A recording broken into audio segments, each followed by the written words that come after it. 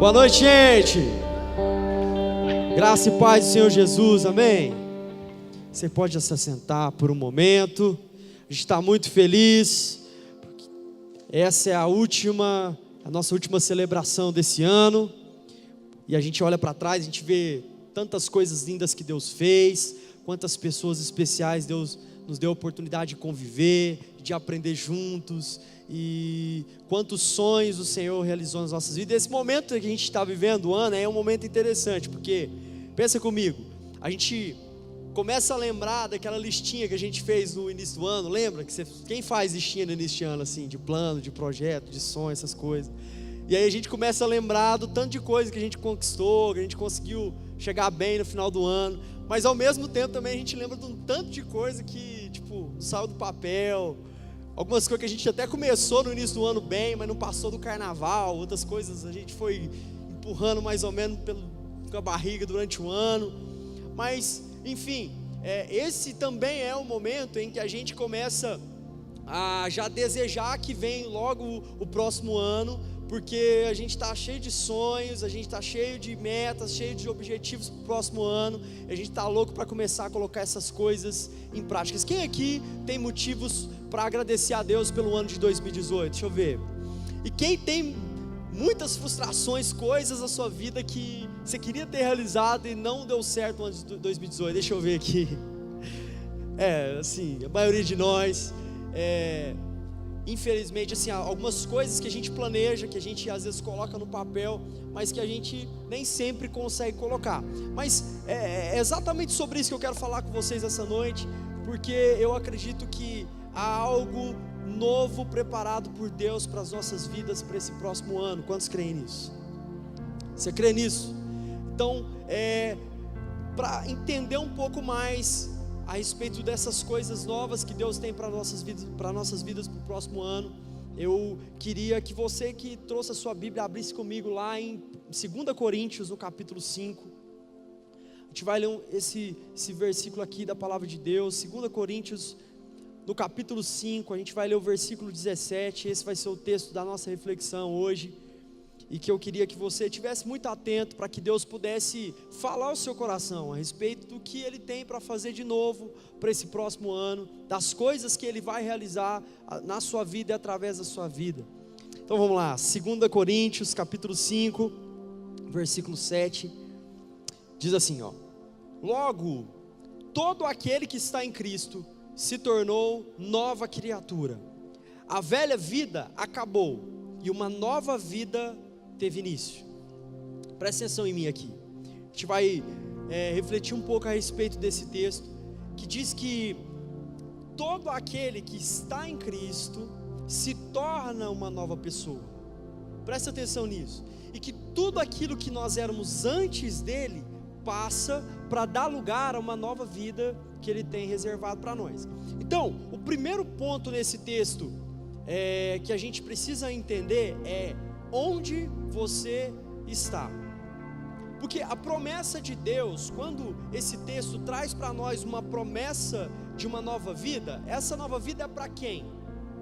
O texto diz, logo, todo, ou seja, quando a gente olha para esse texto, a gente percebe que é uma promessa de uma nova vida, é para um todo. E aí talvez a gente começa a ficar um pouco confortável em continuar vivendo da mesma maneira que a gente vivia antes, porque afinal de contas existe uma promessa de uma nova vida na palavra de Deus para um todo. Mas presta atenção, pensa comigo, quando esse texto está falando a respeito de um todo, ele está querendo dizer de qualquer um? Presta atenção, quando o texto que a gente acabou de ler diz que essa promessa de uma nova vida é para um todo, está dizendo que Deus tem uma nova vida, uma experiência de uma nova vida para esse próximo ano para qualquer pessoa? Não, porque o texto diz, todo aquele que está em, presta atenção, vem comigo, entra no meu raciocínio aqui para que a gente consiga entender tudo que Deus quer falar na sua vida. O texto diz, todo aquele que está em Cristo, é preciso estar em Cristo. Então todo aquele que está em Cristo vai experimentar de uma nova vida. Por isso, a primeira pergunta e o primeiro questionamento que o Espírito de Deus quer trazer para esse fim de ano, para o seu coração, para o meu coração, é: onde nós estamos? E se estamos em Cristo? Porque a única maneira da gente experimentar algo novo, da gente experimentar aquilo que a palavra de Deus diz, que há uma vida nova reservada para todo aquele que está em Cristo. Então a pergunta é: onde nós estamos? Porque quando a gente olha para a sua vida, se você parar para pensar agora e olhar para a sua vida, você consegue identificar que você está em Cristo? E aí eu estou dizendo isso, não é para você pensar: eu estou em Cristo porque eu vou no Connect todo sábado, eu participo de um pequeno grupo, eu estou em algumas programações legais de crente e tal. Não é por isso, mas porque quando você olha para a sua vida hoje, você consegue identificar e olhar para o início do ano, para quem você era no início do ano, então você consegue perceber quanto mais experiências você viveu com Ele, o quanto mais dele você conheceu, quanto mais nele você confia, quanto mais dele você compartilha com outras pessoas. Pensa só comigo, olhando para a sua vida nesse momento, você consegue identificar que você está em Cristo? E a gente pode ir um pouco mais além e poder pensar o seguinte: tá, beleza, talvez eu consigo enxergar que eu estou em Cristo, mas existe outra pergunta. Você poderia se perguntar: as pessoas que estão perto de mim conseguem identificar que eu estou em Cristo? E aí, eu estou falando da sua mãe, do seu pai, do seu irmão, do seu cachorro, papagaio, seus amigos, da galera da sua escola, da faculdade, do trabalho, enfim. E aí, essas pessoas conseguem identificar que de fato você está em Cristo por quem você é como pessoa, pela maneira que você trata as pessoas, por como você trata as pessoas quando elas erram com você, ou por como você se arrepende quando você erra com elas. As pessoas que estão perto de você conseguem identificar que você está em Cristo. Onde nós estamos? Essa é a primeira pergunta que nós precisamos fazer. E aí talvez até aqui você está passando, primeiro ponto: eu consigo identificar que eu estou em Cristo. Todo mundo que está perto de mim consegue, viu, Arthur, identificar que eu também estou em Cristo. Mas tem uma terceira pergunta que, para a gente fechar esse momento aqui, é pensar o seguinte: será que Deus pode ser encontrado em você? Pode se encontrar em você? Será que quando Deus busca alguém que tem intimidade com Ele, Ele encontra você? Será que quando Deus busca alguém que intencionalmente se relaciona, compartilha o coração, Ele encontra você? Será que de maneira genuína e intencional a gente tem nos dedicado em conhecer a Deus um pouco mais, à medida de que quando Deus for falar de alguém, Ele lembra da gente? Não sei se você se lembra, mas tem um texto na palavra de Deus, que Deus conversa com o diabo. E na conversa com o diabo, Deus se lembra de um nome. E aí Deus fala assim para o diabo: ô diabo, bom, rapaz, você tem visto o meu servo Jó? Começa a falar do Jó. E o diabo fala: rapaz, é mesmo, o Jó, aquele homem te serve, faz tudo para o Senhor, mas afinal de contas, será que quando Deus vai se lembrar de alguém, para falar até com o diabo, Ele lembra de você? Ou seja, será que Deus pode ser encontrado em nós? São 3 perguntas importantes para as nossas vidas nesse momento. Primeiro, você consegue identificar que você está em Cristo? Segundo, as pessoas que te cercam, as pessoas próximas de você, conseguem identificar que você é em Cristo? E o próprio Deus pode ser encontrado em você? São perguntas como essa que podem fazer parte da sua reflexão nessa hora, para que você descubra onde você está e se de fato você está em Cristo. Porque a promessa de Deus é para um todo, mas o todo aquele que está em Cristo. E é tipo aquela coisa assim, que às vezes o nosso relacionamento com Jesus, com Cristo, é muito mais assim, uma perspectiva assim, de um símbolo de contemplação distante. Vou te explicar um pouco melhor. É tipo aquele negócio assim, aquelas coisas assim, alguém muito bom, muito legal, muito lindo, mas não. Sabe aquelas coisas, acontece com a gente assim de vez em quando, sabe? Aquelas coisas assim, tipo um relacionamento. quem nunca levou um fora assim, né? Nossa, você é tão lindo, você é tão legal, tão gente boa, tão carinhoso, tão romântico. Nossa, nunca conheci ninguém com você mais não. Cara, eu nunca consegui entender isso, velho. Me explica como é que funciona, como é que é esse negócio, como é que é? No final das contas tem que maltratar, tem que pisar, tem que machucar, como é que é? Não dá para entender, mas é tipo isso.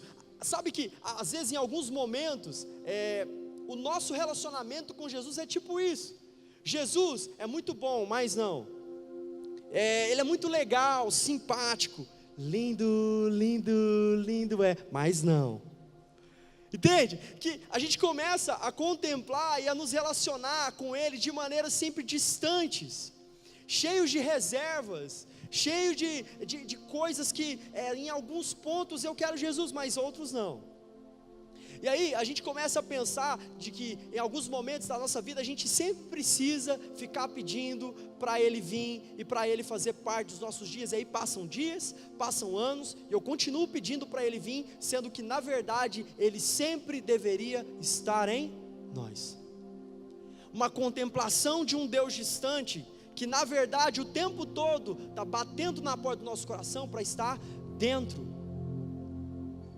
Por isso que é importante a gente nesse momento entender que o primeiro ponto da nossa reflexão para esse ano e para esse momento que nós estamos concluindo, para esse ciclo desse ano que está finalizando, é onde nós estamos e se de fato nós estamos em Cristo, porque somente se nós estivermos em Cristo, nós vamos experimentar a vida nova e verdadeira que Jesus tem para nos dar. Quem que é a vida de Jesus? Quem que é essa vida que Jesus está preparando para nós? Então, primeiro ponto, lembre-se, onde você está, esse seja o primeiro ponto para começar a nossa reflexão. E o segundo ponto que eu queria que você pensasse é o seguinte: só podemos ter uma nova vida, porque Cristo faz de nós novo.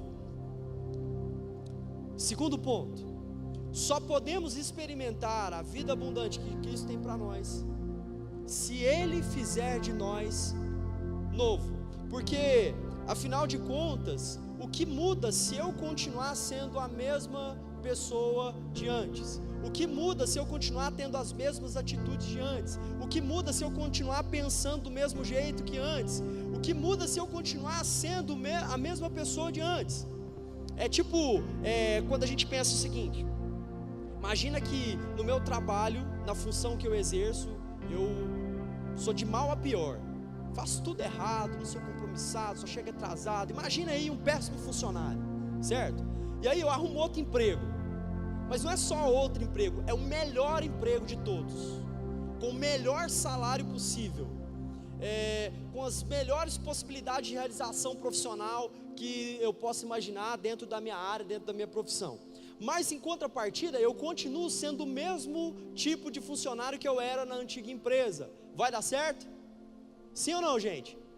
Não, mas pensa só, se no lugar onde eu estou, eu me dedico em me capacitar, em me preparar para as funções que eu exerço, para que eu seja cada vez melhor na função que eu faço, sou dedicado, sempre atento aos erros que eu cometo, para que daqui a pouco, para que a próxima vez que eu tiver a oportunidade, eu tenha condições de corrigir, de tratar, sempre preocupado em encontrar soluções de inovação para o local que eu trabalho, a situação vai mudar, sim ou não? O que mudou? O trabalho ou eu? Nós podemos ir um pouco mais distante. Pensa comigo, vou usar exemplos que podem estar acontecendo com você.